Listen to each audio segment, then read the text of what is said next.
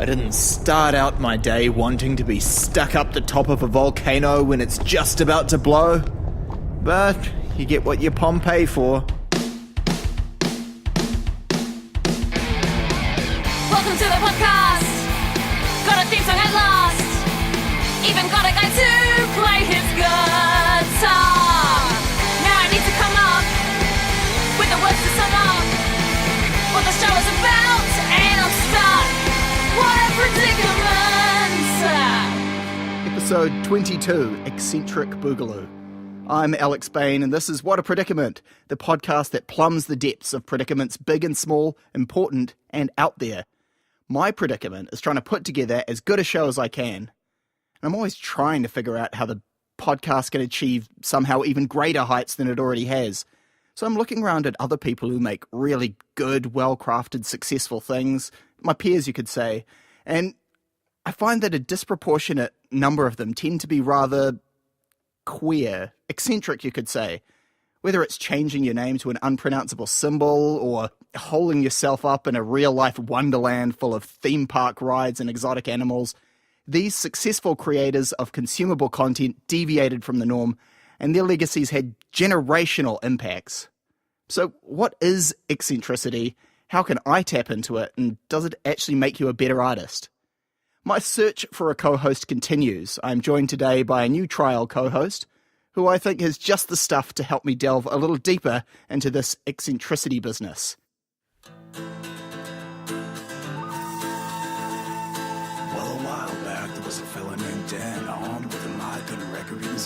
You may know him from his vinyl collector podcast, The Good, The Bad and The LP. He is already a podcast co-host, so he should be able to hit the ground running. It's Dan Wood. Hey, and that Dan is spelled with a T, a silent one at the beginning. Dan. Well, I pronounced it wrong. Well, yeah. It's pronounced Dan. It is. Yeah, it's kind of a interesting concept to be a co-host to another podcast, because I feel like I'm the Chewbacca to Han Solo, but I feel like maybe you're Captain Kirk, so if we swap the universes, it could be a little bit weird. But It's not canon, but it's cool. being a large collector of vinyl and someone who's passionate enough about different artists to not only spend a great portion of your life trying to collect all this music, but, share that passion in the form of your podcast, I imagine you've come across a bunch of different artists of varying levels of eccentricity. I can imagine there's one or two in there that you could say fit the mold. Yeah, exactly. I mean, a lot of the reason I got into a lot of music was precisely because it was different. It was not to the mold of the standard kind of cookie cutter genre stuff. It was a little bit different. So the eccentricity of it all kind of was like a big attractive law to get into it in the first place. Well, the actual definition of what eccentricity is a behavior that is a result of non-conformity. It comes from the Greek ekentros, which means out of the center, like the literal definition of, say there's a something was moving in an eccentric circle, means it's not going sort of around the center, it's sort of veering off on its own trajectory a bit. So it's actually the perfect name for what these artists and other people are doing. Wow, that's actually really cool. And there isn't actually too much research that has specifically been done just on what eccentricity is and trying to define it. But there is one called Eccentrics, a study of sanity and strangeness, written by psychiatrist David Weeks. And he listed 25 descriptors of eccentricity. So basically the number one thing was enduring non-conformity, which is the first thing you see when you see someone who stands out from the pack. They're the black sheep. Just below that, in order of importance, was creativity. And another descriptor of eccentricity is that they're strongly motivated by an exceedingly powerful curiosity and related exploratory behavior. And I think it's almost something that's on the obsessive spectrum. Pure tunnel vision, where because you only see one thing, everything else that may seem a little bit strange just dissolves, and you're like, oh, I'm really into this, therefore I'm going to do this and that and this and that. And you just don't see what's necessarily a bit odd about maybe some of those actions or choices. For instance, a fish out of water is not an eccentric. If you take a character like Borat, who you could describe as eccentric because he is odd compared to the people and the situation you see him in, which is small town America and that. Yeah. And he is behaving silly and says odd things, but that's not an eccentric person because he is behaving normally for, the character's origin and from where he's from. He's actually normal. He's completely consistent with his upbringing. Whereas the eccentric would be if an American person just decided to present themselves in that way because, they felt that it was more authentic to how they saw themselves. So somebody just wakes up in like Venice, California, and just starts wearing mankini. Yeah, that's it. That's the only I wardrobe. Get it. Well, I mean, you see all the dudes who, I don't know. I was going to say like on the boardwalk and roller skates, and I'm like, is that a myth? I saw it on TV. I don't know if it's true. I'd like to think it is true. It makes life a little more interesting. And they tend to be idealists, which they tend to want to make the world a better place and the people in it happier, which makes sense. They probably have the philosophy that if they can be themselves, if everyone just did this, you didn't care, you want to go out of the house in a vampire cape because it's flowy, it's then sweet. Like, everyone should do that. Yeah, I kind of find that point really interesting though, because when I think of, because you have all these preconceived notions about what is an eccentric person, what is it in their character that makes it that they are an eccentric and can define themselves as such. And if part of that is being different from everybody, and if they have self-awareness, is there part of that that's a little bit, I don't know, there's a little bit of angst in that and kind of not wanting to be that? Like, if there's a self-awareness, maybe part of them is like, well, why can't I just, not, like, why do I have to deal with all of this extra baggage? I just want to be normal. I guess at some stage you resign yourself, and maybe that's part of the self-awareness thing, is knowing that regardless of how I try or think I should act, this is what all my natural inclinations are leading me to be. And is your life subsequently happier for just following your natural inclinations in existence? Like, if your internal compass is telling you something and you go against it, I guess that's true for a lot of things in life, though. Another aspect in this list of descriptors of eccentrics is that they are opinionated and outspoken. They're convinced they're right and that the rest of the world is out of step. Ah. Yeah. So in that non-conformity, there's justifiable non-conformity. Well, of your music collection, I imagine, as I said before, there's probably a couple of eccentrics in there. Who stands out as particularly bizarre? For me, the one that's one of my favorites, the one that I could probably point to and say, yeah, this is not in keeping with anything relatively normal, both in terms of how they present themselves image-wise, but also musically. I'd say Captain Beefheart. Oh, yeah. Everything. I don't know how much, like, if you know anything about Captain Beefheart. Just, what was it, Trout Mask Replica? Yeah, Trout Mask Replica. The certain thing that you can hang from the wall and go, that is not normal. That is something else. I kind of adore Captain Beefheart. It's the weirdest introduction I ever had to a musical eccentric, because there are others, but like in terms of like the one that really kind of speaks to me is endearing, even just down to his name. So Captain Beefheart, so he was born Don Vliet, and he added like a middle name himself, like he renamed himself as Don Van Vliet. So even just like that wasn't his family name. No, originally. like the van in the middle was like he just decided that's already a posture of some sort. Yeah. But he was born in the desert, in the Mojave Desert, and already like just geographically from like, you have your standard American music icons, but he's already like outside of everything that was kind of happening, like, because I think at the time it was like the late 60s, and musically when he first started kind of coming out, they were trying to mold him. It was like Captain Beefheart and his Magic Band. They were trying to mold them into like an American version of the Rolling Stones. So they're already trying to fit this kind of outsider who was, as a child, he was really gifted. Like he was like a prodigy in sculpting. He just won all these competitions. He was really talented creatively, but it was a bit strange. And they tried to like put him in this mold. And it's like, you could already see in his first release that it's a bit weird. Well, he was still writing his own songs and that? Yeah, he was writing. They weren't like, you're going to do all these, standards. Yeah, it was quite like the first album, Safe as Milk. It was quite safe in terms of like still regimented like 4/4 structures most of the time. But then you have this guy who basically started out imitating Howlin' Wolf. Like it's scary. It's so eerie how well he can sing in that style. He sounds so much like Howlin' Wolf, but he started out as this kind of pure blues imitation. And even within that first album, there's hints of like, oh, this guy is just like a little bit weird. You have this group, and what would happen later is just like, oh my God, how do you go from that to like, that was like 2 years later they had Trout Mask Replica, I think. Because his music is eccentric. He's creating things that are coming from a place that no one else could have tapped into. But what about his personal life, the way he presented himself, or the things he did? Was he, when he got home from a day in the studio, did he just pop on the big game and his track pants? So there were so many stories about Captain Beefheart from external perspectives, but a lot of the things you hear, it's a lot of self mythology. So when they were recording Trout Mask Replica, just behaviorally, it was basically they rented a house for nearly a year, I think it was, and from all accounts, from like internally and externally, it was kind of run like a cult,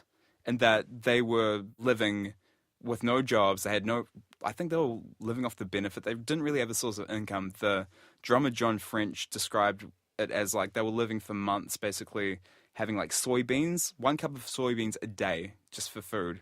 There are stories of him emotionally and physically abusing his bandmates. Just this weird kind of like mythical figure over everything, because like Frank Zappa heavily involved in this as well, because he was, I think in America you would call it high school. He was high school friends with Frank Zappa, so Frank Zappa, it was his record label that produced Trout Mask Replica, gave him unlimited creative control, which, if we're going along the definition of eccentricity as being themselves and like no holds barred, that's how you get that album, by not touching it. And like, you sort of have to be enabled somehow. Yeah. There's a really great quote from Zappa saying, "It's impossible to tell him why things should be in such a way. It seemed to me that if he was going to create a unique object, that the best thing for me to do was to keep my mouth shut as much as possible and let him just do whatever he wanted to do, whether I thought it was right or wrong." So like, Zappa was aware, and I think like, Beefheart was aware too. It's like, you want me to be me? You want me to like do something cool and different? Let me be me. Let me have an album cover where I wear like a trout, like a fake trout. I don't know if it was a fake or a real trout, but that album cover itself is just like, what the hell is that? It's just bizarre. Is that the album? Does that have like Dachau blues? Yes, it does. Even that is like, Dachau. Wow, that's like, it's, pushing the edges of it. Oh, it's just so great. But yeah, I mean, I just love so many of the kind of stories surrounding that album, like in his composition as well. Like, he was eccentric in the way he composed music and how he approached the composition. Apparently, according to him, he said that he didn't know piano. He did not know how to play piano, but he composed the entire album on piano, not knowing how to play everybody's parts in like a matter of a day or something, or just like, this is a ridiculous time frame. But then he got the drummer to transpose all of the different parts. Ends up different time signatures. Music, different time signatures, different keys, just like absolute chaos. But like, that was like, he's like, no, it has to be that way. So he approached it from like a really like artistic structural point of view, like a composer, but in this weird kind of ridiculous freeform way. I think I heard about that as well, where even after doing all that, when he recorded the vocals, he didn't listen to any backing track. He just performed the vocals, whatever he wanted, and then they put it over the top. He was so they had the recording booth and then the the control room. He was listening in the control room. He was listening through the leakage in. Oh yeah, just a small bleed. Yeah, through, he was listening through the bleed, so everything's off kilter in that way. Everything's like out of time. Yeah. There's a really cool quote about it. Okay, so instead of singing while monitoring over headphones, he just heard the slight leakage through the studio window. So it's roughly in time. Like, some songs you're like, oh, it's lining up. Other songs you're like, oh, this is a bit weird, but like, someone asked him about the synchronization, and he said, well, that's what they do before a commander raid, isn't it? It's like, synchronized, Jesus, like, you just don't care. It's great. It's so good. Military precision. To give you an idea of how eccentric and just not like, I don't want to say normal, because that denotes that normal is right. The preferred thing to do. Yeah, the preferred thing. But just like gloriously left of center. And then I think it was either like a music magazine or like a guitar magazine. They got him to basically write a piece, and he gave his 10 commandments of guitar playing, and they're just amazing. I'll just highlight a couple of the commandments. Like his first commandment, and there's no order. He makes a point of saying they're not arranged hierarchically. It's like each commandment has equal import. So They're all the most important. they're all the most important. But like his first commandment is listen to the birds. That's where all the music comes from. Birds know everything about how it should sound and where that sound should come from. And watch hummingbirds. They fly really fast, but a lot of the times they aren't going anywhere. Well, I'll have to meditate on that and let that sink in. I mean, like, follow that up with your guitar is not really a guitar. Your guitar is like a divining rod. Use it to find spirits in the other world and bring them over. A guitar is also a fishing rod. If you're good, you'll land a big one. Do you have any records from Aphex Twin? Aphex Twin? Yeah. I don't have any records from Aphex Twin, but oh man, some of those music Well, videos. could be someone you could call eccentric, and not just, again, because his music and videos and the way he puts everything out is kind of not typical. But even the way he chooses to live his life, he lives in a renovated bank vault. It's on some corner in London, I think. And he quote, wanted the karma of living in a place where money comes in all the time. That's a weird justifying thing. Yeah, If yeah. you're intelligent enough, you can justify this not weird, but like this other behavior. It's not just rock and roll stars who can be eccentric. I mean, these days, rap stars can express themselves in all sorts of crazy ways. So I am fascinated by some of the elaborate chains these guys get made from, the super elite jewelers and stuff. They'll get customized chains. And just a quick highlight of some chains that you could consider being, maybe not everyone would have the confidence to walk down the street in this. I sure as hell couldn't. Rick Ross is a giant gold and diamond chain of himself, like a bust of himself with his iconic beard and sunglasses. And then that small version of himself also has a chain with an even littler Rick Ross on it. Little Rick Ross. Little Rick Ross.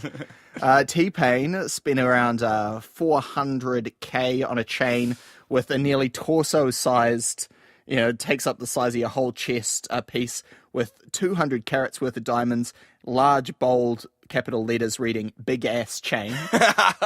Yellow. Which is like the first meta chain. Takeoff from Migos has a necklace with a sun and all the planets of the solar system. Although he should have probably checked with Neil deGrasse Tyson, because he's made all his planets ice planets. And his bandmate Quavo has a Ratatouille chain, which I think is kind of stuff. That's like two ridiculous extremes. God. But speaking of planets, Cameron has a Harlem's World chain. It's got a battery-powered Earth that rotates around, which is pretty fly once you start adding like battery power. I mean, once you get to that point, you have to think, well, where do you go from there? The artist formerly known as Mr. Prince. Was it Mr. Prince or was it just Prince? It would be Mr. Nelson. Oh, Mr. Nelson. Yeah, true. But like, is it Prince or is it the artist formerly known as Prince or is it Symbol? Who knows? That's part of the whole charm of Prince and his eccentric. I mean, God, like where to start with him?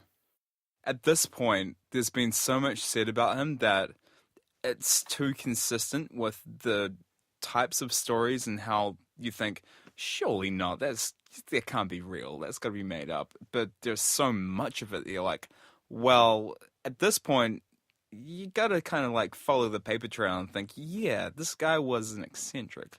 But like, in a good way, I think. Well, I mean, it led It to has to be. a huge back catalogue of amazing music. There are notorious stories by many people. One of them, Kevin Smith, entertainingly in I think it's called An Evening with Kevin Smith. He tells this really entertaining story about how he tried to get licensing rights for a Prince song to use in Jay and Silent Bob Strike Back.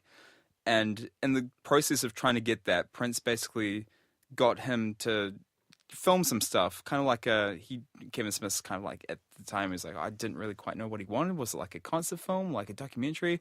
Got him to basically film a whole bunch of people after a listening party for one of his albums. Almost like a promotional kind of video. Yeah. So, and he wanted Kevin Smith because of like making Dogma the religious angle.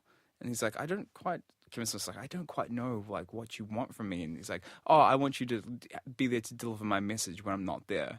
So Kevin Smith basically he's there with all of these people after a listening party to this album, which is very heavily religious. The entire narrative is based on religion. And all the people want to talk about is religion, but Prince is in the place that they're listening to. He has every single room mic'd for sound.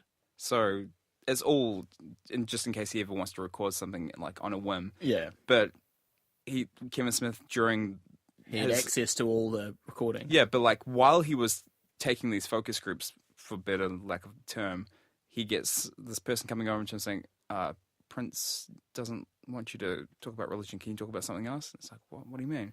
Oh, yeah, listen, he wants you to move on to something else. Like, how does he know? It's like, Prince just knows. Can you please move on to something else? So that was like the first thing, like, what the hell is going on?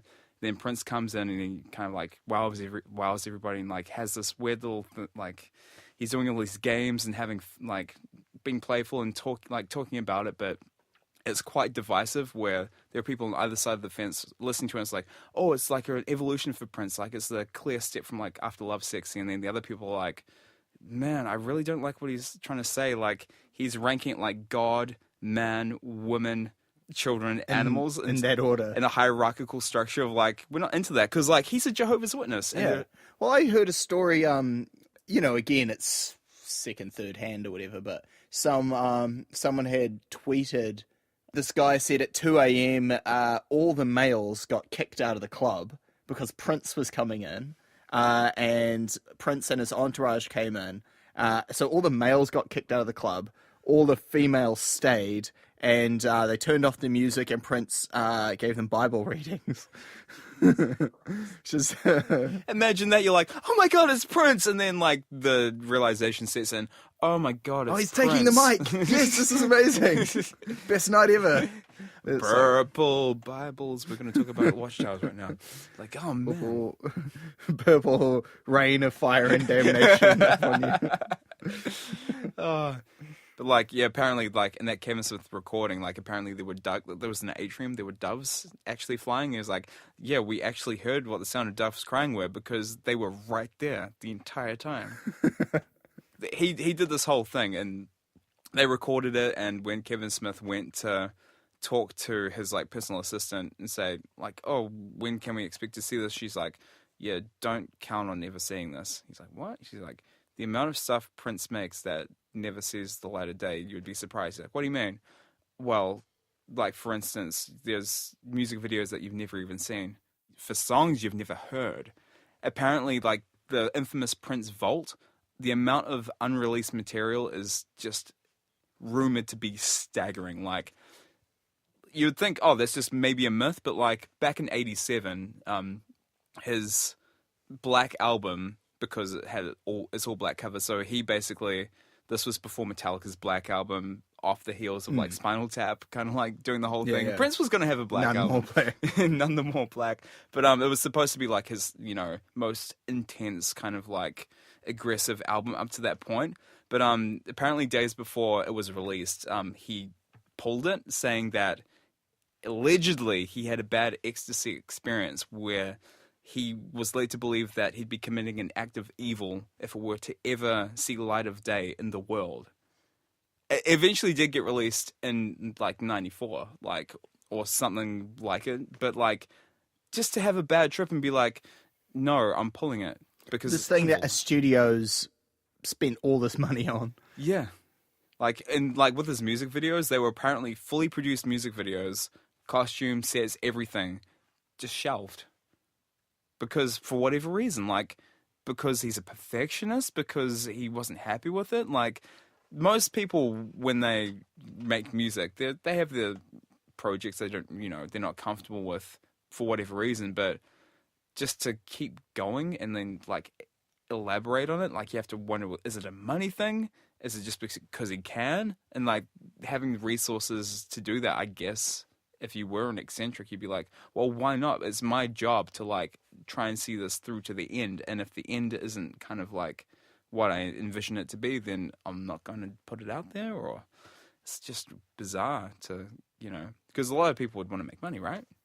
You're a musician, let's make some cash. Well, certainly having a lot of money makes it easier to be an eccentric. I don't think it's 100% correlation where you can only ever be eccentric because you have the money to do so. Yeah. But it is a thing where there's a little bit more slack. You can be from any income level and be left of center or do something that other people around you are like, oh, that guy's a bit, Yeah.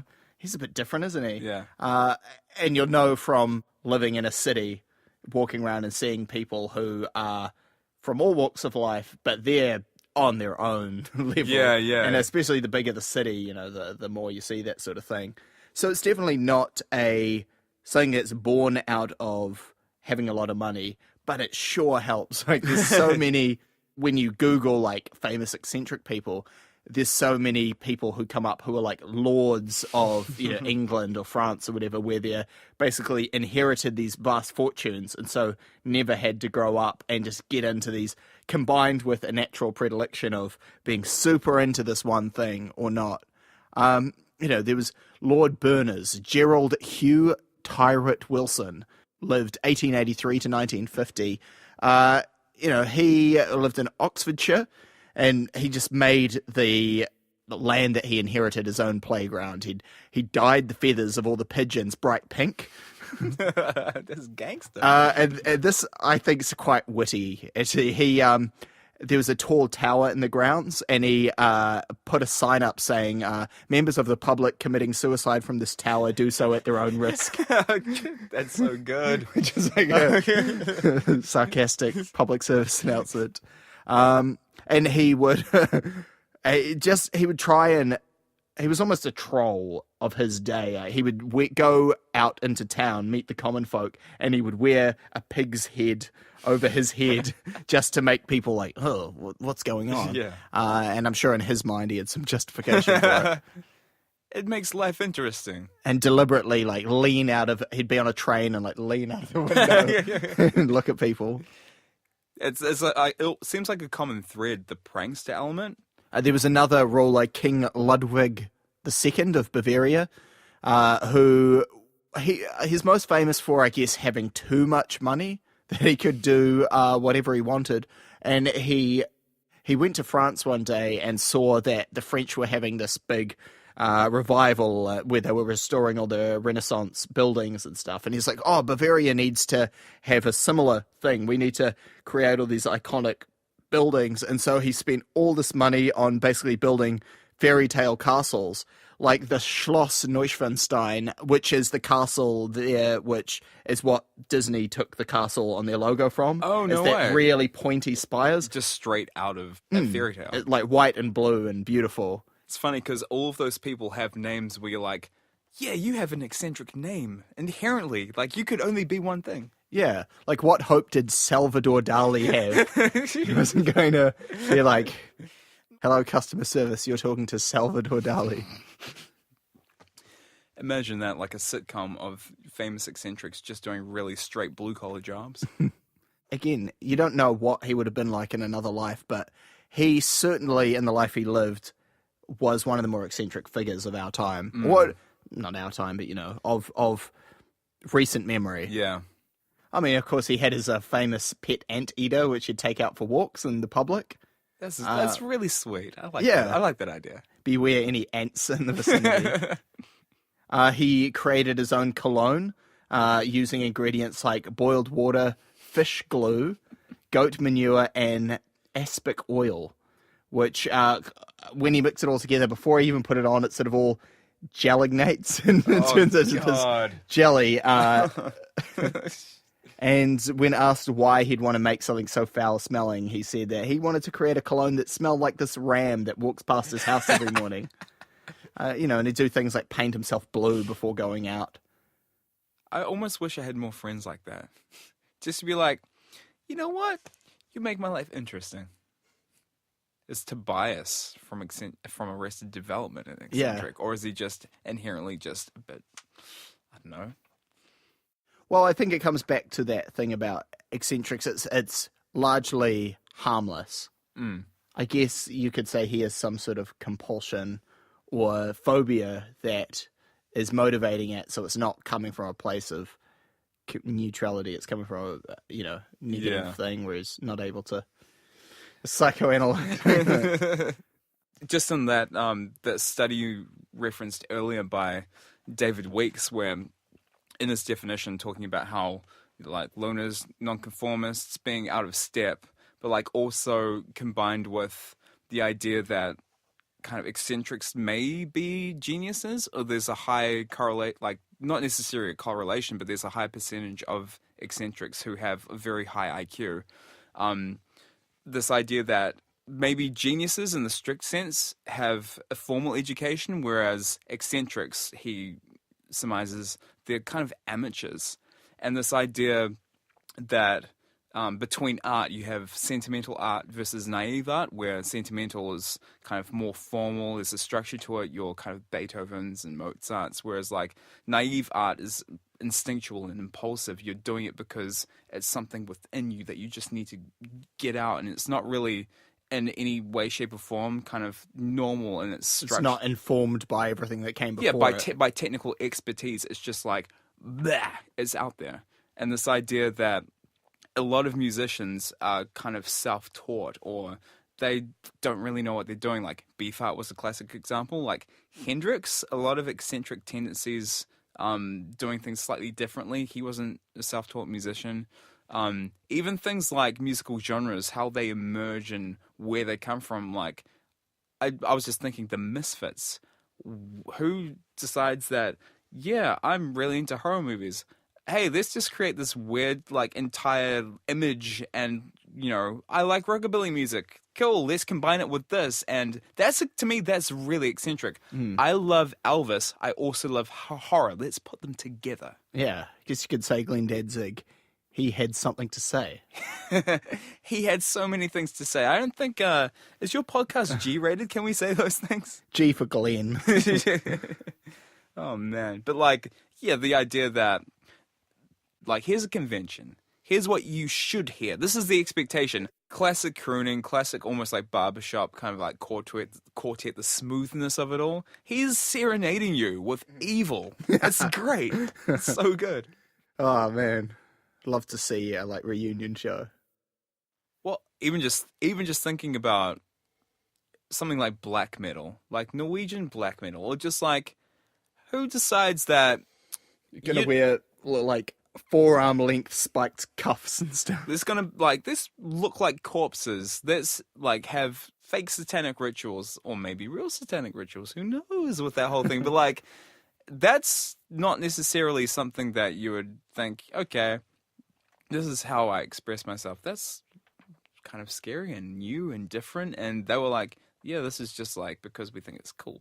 And you kind of wonder who the eccentrics were, because when it's a whole movement like that, it's not a case of a few hundred Scandinavian eccentrics that all happen to have exactly the same eccentricity and all wear black and have long black hair. We were just waiting for one person to burn down a church. Now we can all do it, yeah. Yeah, you know how hard it is to find a black-haired, like, Scando. So it's probably a case of there are these thought leaders of people who go down this path and everyone's so enamored and thinking, I can't believe this person is just not, their mum doesn't make them do the dishes. I bet they just do whatever they like, and so they see this thing and try and get on that wave. It'd be really interesting to look at all of the people through history that had some kind of massive societal influence and cultural influence, from science to the arts to, language, everything. Like, how many of them would exhibit some form of eccentricities, like eccentric tendencies? Well, I mean, without going too deep into it, you look at, I don't know, religious figures and stuff, and certainly if there's historic people, who these people weren't normal average Joes going about their day job. They may have had a day job, like being a carpenter or something, but the way they behaved and their attitudes and the way they treated people and expected to be treated was not coming from a place of societal norms. It's coming from a place of, I have an ideal, you all are wrong. Yeah. I'm just going to do my thing, and all these people follow them. And thousands of years on, it's this movement. The rule breakers. Yeah. The people who dare to be different. And they achieve like incredible things. Like if I could make my podcast a religion and have, thousands of years later have, people doing things in my name, like that to me is a successful podcast.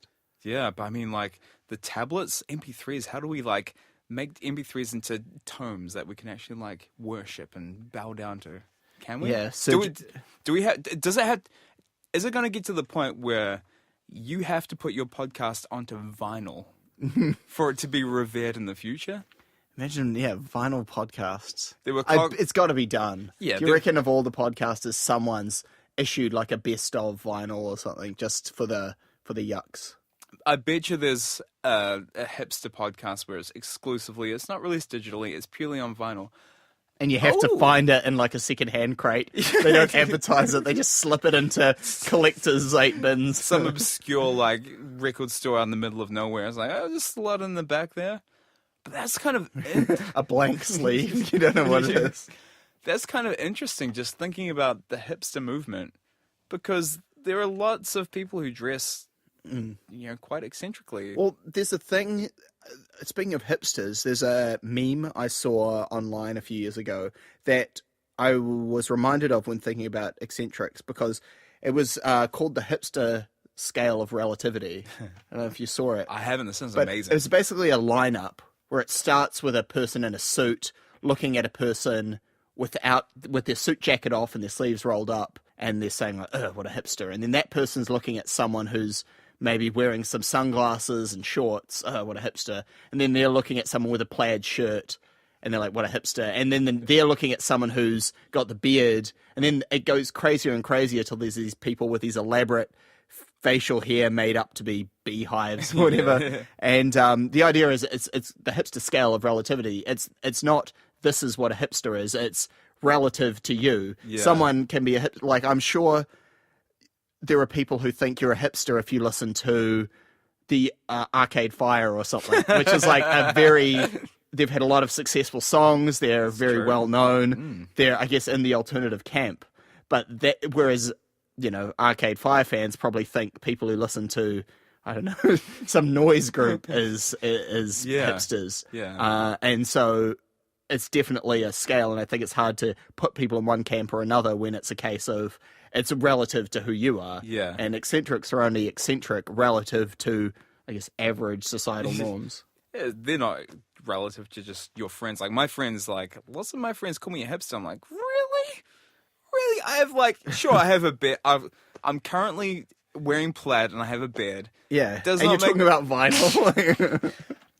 Sure, like relative to like some people, sure, I'm a hipster, but like to be eccentric, you're relative to society. That's kind of cool. I really dig that idea. It's like, to me, there's nothing more punk than just doing your own thing. And were eccentrics the original punks? Johnny Rotten's aesthetic was fairly eccentric. Yeah. The way they presented themselves, as calculated as it may have turned out to have been. Yeah. They were expressing something that was coming from a place that wasn't, the rest of England at the time. Yeah. And of course, there are eccentrics who change the world with their ideas, be it an inventor like Nikola Tesla, who his closest friendships may have been with birds, but he was one of the most prolific inventors of history. Yeah. Or more recently, you've got someone like the Gons, Mark Gonzalez. Yes, I was hoping you were going to talk about this. Yeah, a New York based artist and skateboarder originally from California. The way you see him behave, and you can actually see him behave because, we live in Auckland, New Zealand, and he's here every so often, apparently. I always miss him, but I'll hear like, oh, he was at the skate park the other day. It would actually make my life if I could actually witness the Gons in person. Yeah, he'll be amazing.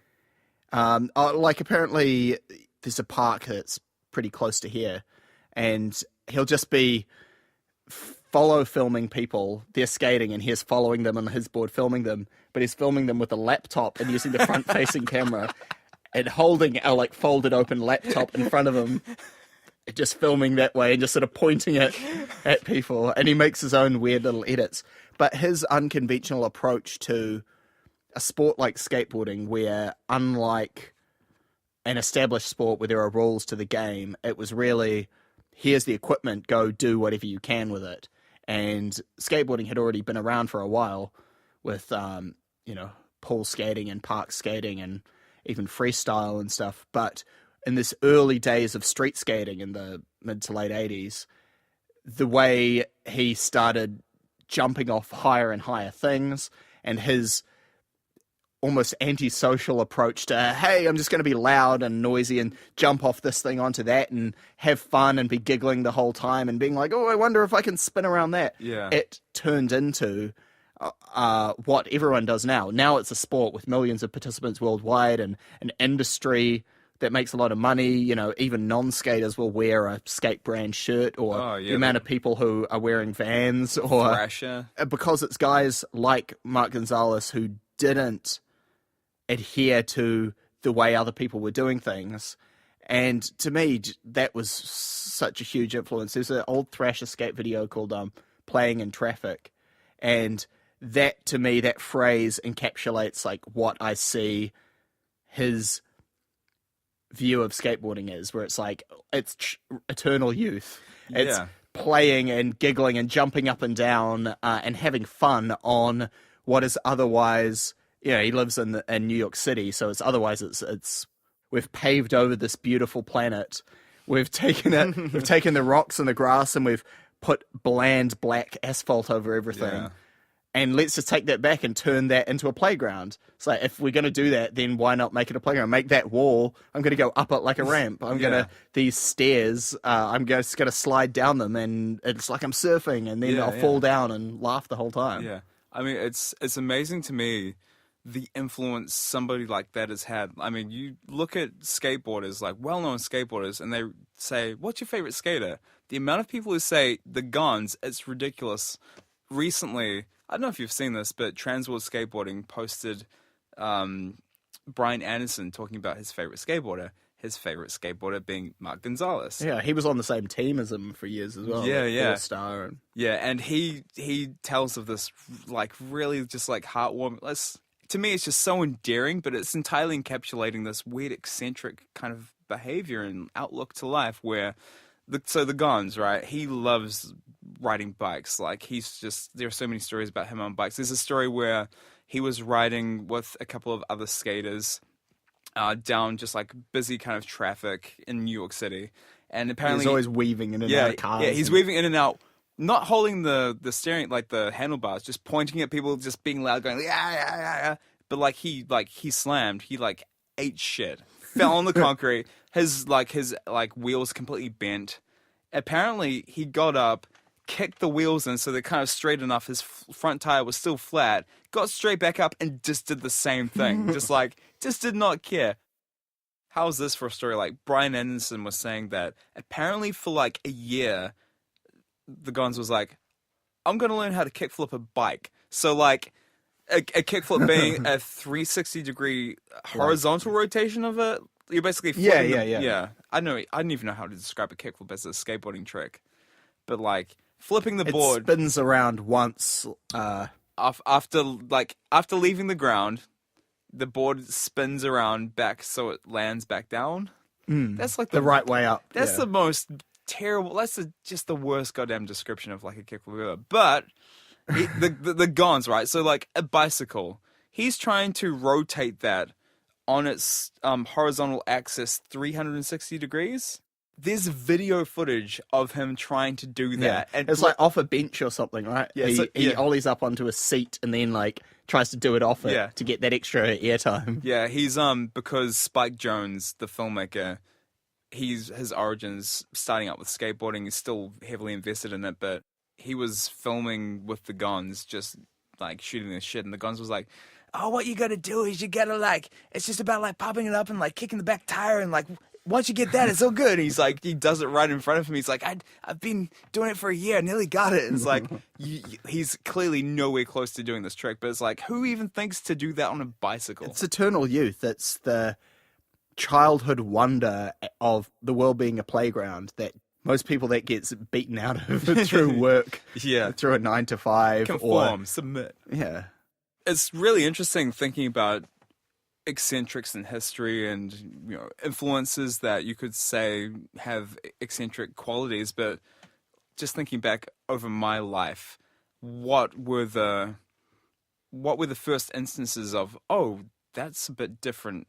What is that? Like, This person's pretty out there. Yeah, do you have a first, like, do you remember your first awareness of eccentricity, or is there a certain person in your life that you can point to say, that person is not kind of like, not following the same path as everybody else?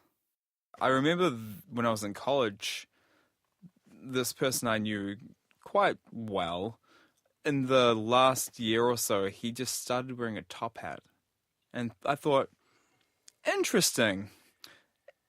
Every single day he wore this top hat, and his clothing, it consisted of like just standard clothes, but he had like a blazer and a top hat, and I thought, that's different. Was he played by Dino Stamatopoulos? No, but that would have been amazing. It wasn't Starburns from Community. Like, every season he gets another thing. He has Starburns, and then season 2 he's got a top hat. And like, he has a pet snake and stuff. Oh. But what I find interesting about this instance is this person, highly intelligent, really, really, really bright, and just for whatever reason, started wearing a top hat. Again, smart enough to be self-aware, not oblivious, thinking everyone wears top hats, right? Yeah, because as you know, when you're an adolescent, you explore different styles and you try and find yourself. But seemingly out of nowhere, one day he came in with a top hat, and that top hat remained for the rest of the entirety of his schooling life, and that was that. Was he bothered by were people talking, or did he get a hard time, or? No, it was just, you would hear people like, man, what's up with the top hat? Like, why is he wearing a top hat? And this was like, not just like a, you know, little thing. This was like a cat in the hat type of top hat. It was a stovepipe. It was ridiculous. But was he a great creator of things? Was he a good, talented musician, or was he doing something that, you know, could influence people? He was quite intelligent in terms of language. I feel he would have, had he applied himself, potentially, there wasn't any there wasn't any output per se, but there are other examples I'm thinking of when people start getting into, I don't know, what year are we in? We're in 2018, and you see people dressing up like they were in the late 80s, wearing hair metal stuff, and that's not exactly common now, but like, they're kind of going, you know, counter to what is commonly accepted and doing their own thing, but it's not, because they're copying, and that's kind of not like relevant. But it's kind of hard because they're adhering to an established aesthetic. They're basically saying, this is the group I identify with. I'm going to try and join that group through what I wear and how I live my life and what music I listen to. Whereas you'd think the true, and while, again, to talk about the scale of eccentric relativity, to someone that is like the most far out thing. Yeah. But then there are the people who were doing that before anyone else. There are the what someone had to be the first person to wear women's tight black jeans and grow out their hair and wear a fur jacket or whatever. Yeah, what is it about those like trailblazers that, for whatever reason, it's almost like a cynical viewpoint, but once something that is different is turned into a commodity, then it's, that's all she wrote. I feel like people have to take it further and further. If you think back in the day, it may have been the most controversial thing to dye your hair pink or something, whereas now there are probably people you could pass, at least living in a semi-major city. Yeah. You might see someone with pink or blue hair and you don't even look at them. You just say, oh, it's just some person. Don't bet an Whereas eyelash. at the time, that was a huge statement. Yeah. Yeah, I think the relativity thing comes into it a lot more than you'd think. And now, of course, so what do you do if that's the benchmark? Then there are facial piercings. There's a lot more facial tattoos that it seems to be cropping up in the last few years amongst successful, popular people or musicians. Yeah. At what point does it become an escalating series of dares to, well, that's out there. Yeah, but suddenly it's there not enough. out there to have your full body tattooed. What do you do from then? And then there's other body modifications and implants and tongue splitting and where's the point where it's something that's internally driven, or whether it's just because you want something to be different? Well, that's one thing about eccentrics from the limited research that seems to have been done is it's been concluded that they're not trying to be normal. In a sense, they're bracing their outsiderness. It's one thing to be oblivious that you're different to everyone else. I'm sure lots of people have experienced that growing up.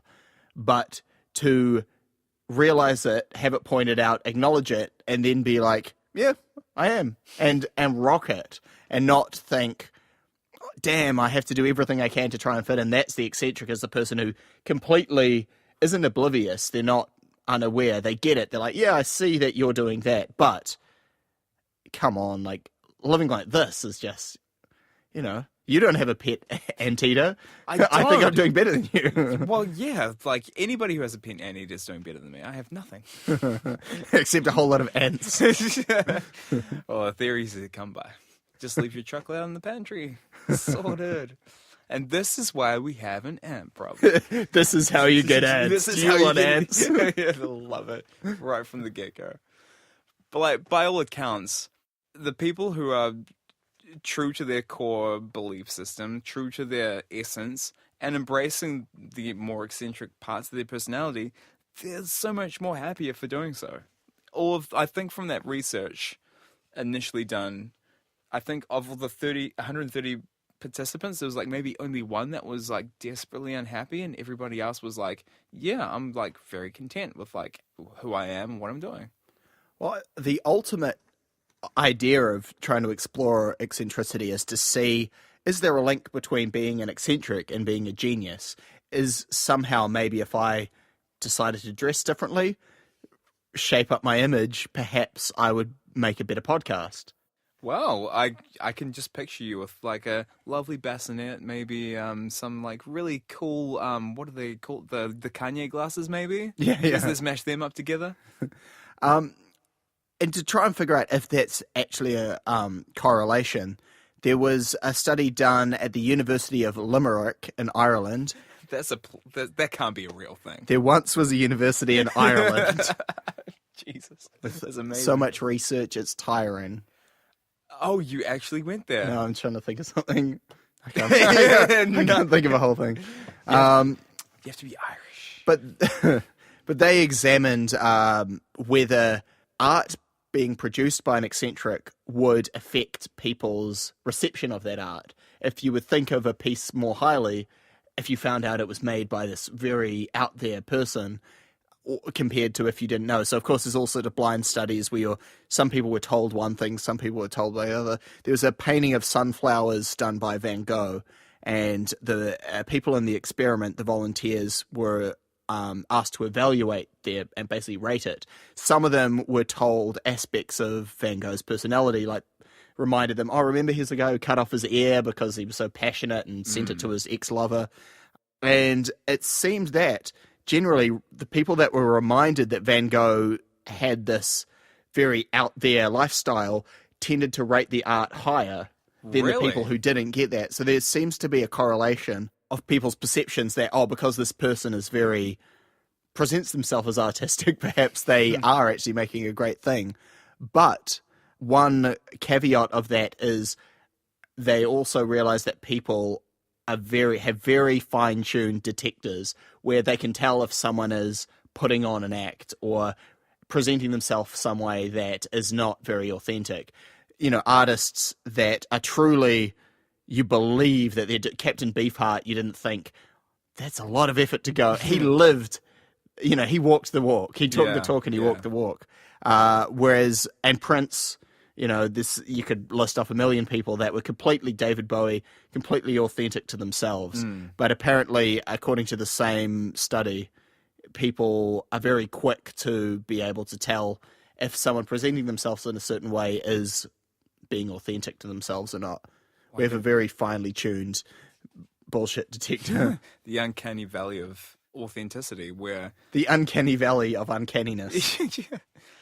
That's a really salient point, because as creatures, we're very keen on picking up subtle cues, and if it's not authentic, even just down to performances, and when you just see, people on stage and like singing a song, you think, you know what? I don't feel this. I don't feel anything from this, because that person's just not, they're not coming from a place of, and I always cite this as cover songs.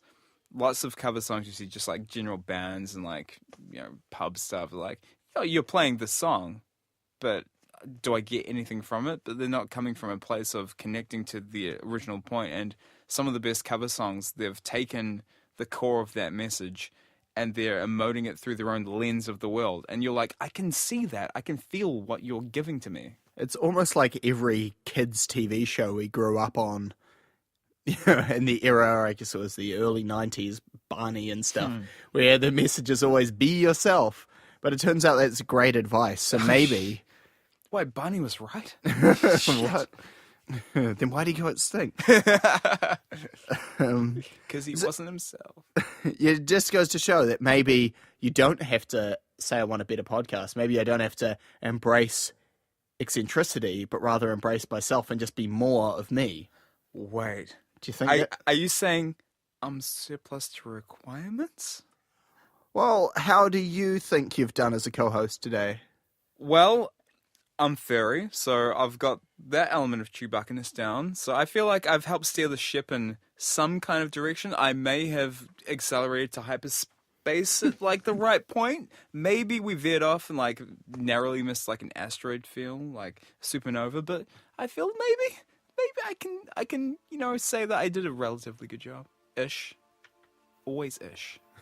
Well, if you're going to be the Chewbacca to my Captain Solo, give us your best Chewbacca roar.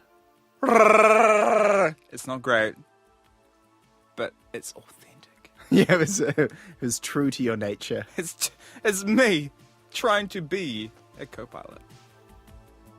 Yeah, thanks, Dan, and thanks for this little number 2. Not number 2, get your mind out of the gutter. I'm talking about the music you can hear. It's a Dan Wood original. Get your fill of Dan on his podcast, The Good, the Bad, and the LP. Available where good podcasts are found, bad podcasts are found, and LP podcasts are found. The Good, the Bad, and the LP, the only vinyl collector podcast you'll ever need. We'll see how Dan measures up against the rest of my trial co-hosts in a future episode of What a Predicament. That conversation flew, man. One thing I wanted to touch on was haute couture and high fashion. Why, say, a Gucci runway designed by Alessandro Michele might be remarkably imaginative, but not the sort of thing you'll see translate into everyday wear, except for maybe the eccentric. What a predicament that is. Might even have to do a whole podcast about that at a later date, 'cause I've run out of time, damn it. I've still got this whole imminent volcanic eruption to worry about. There she blows.